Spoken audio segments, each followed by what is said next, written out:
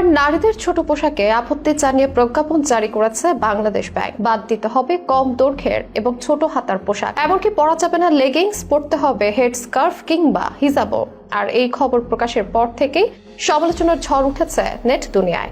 কেবল নারীদের জন্যই নয়, পোশাকের দিকে খেয়াল রাখতে হবে ব্যাংকের পুরুষ কর্মীদেরও।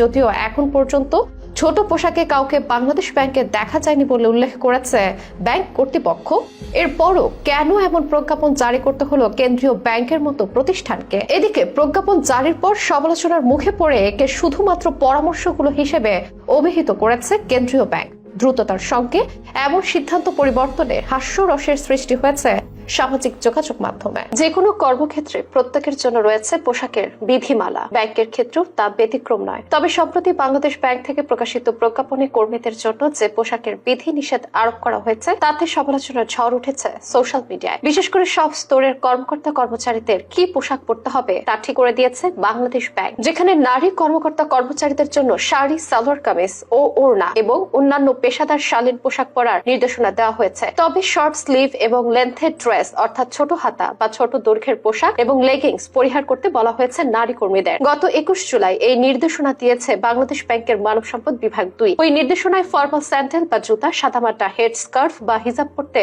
বলা হয়েছে। পুরুষদের পোশাকের ক্ষেত্রে লম্বা বা হাফ হাতার ফর্মাল শার্ট এবং ফর্মাল প্যান্ট পরতে বলা হয়েছে। পরিহার করতে বলা হয়েছে জিন্স এবং গ্যাবার্ডিং প্যান্ট। নির্দেশনা না মানলে কর্মকর্তা কর্মচারীদের বিরুদ্ধে শৃঙ্খলা ভঙ্গের অভিযোগ আনা হবে বলেও উল্লেখ করা হয়েছে প্রজ্ঞাপনে। এই বিষয়ে জানতে চাইলে বাংলাদেশ ব্যাংকের নির্বাহী পরিচালক এবং মুখপাত্র আরিফ হোসেন খান গণমাধ্যমে জানান, এক প্রতিষ্ঠানে সবাই এক ধরনের পোশাক পরবে সেই লক্ষ্য থেকে এই নির্দেশনা দেওয়া হয়েছে। 21 জুলাই থেকে এই নির্দেশনা কার্যকর হয়েছে। পোশাক নিয়ে যেন সাম্য এবং ঐক্য থাকে, কোনো ধরনের মানসিক বৈষম্য না থাকে। আর শালীন পোশাক যে কোনো প্রতিষ্ঠানের নারী পুরুষের জন্য বাধ্যতামূলক। নারীদের ক্ষেত্রে শর্ট স্লিভ এবং লেন্থেড ড্রেস এবং লেগিংস পরিহার করতে বলা হয়েছে। কাউকে হিজাব পরতে বাধ্য করা হয়নি, তবে যারা পরবে তাদের সাদামাটা রঙের হিজাব পরতে হবে। এই নির্দেশনার আগে বাংলাদেশ ব্যাংকে কেউ অশালীন পোশাক পরতেন কিনা জানতে চাইলে আরিফ হোসেন খান জানান, ছোট দৈর্ঘ্যের পোশাক কেউ পরেননি, তাহলে এই ধরনের নির্দেশনার প্রয়োজন হলো কেন? সেই প্রশ্নে তিনি বলেন, এখন একক ব্যাচে 200 থেকে 250 জন বিশ্ববিদ্যালয় থেকে সদ্য পাশ করা তরুণেরা বাংলাদেশ ব্যাংকের চাকরিতে প্রবেশ করছেন। তাদের মধ্যে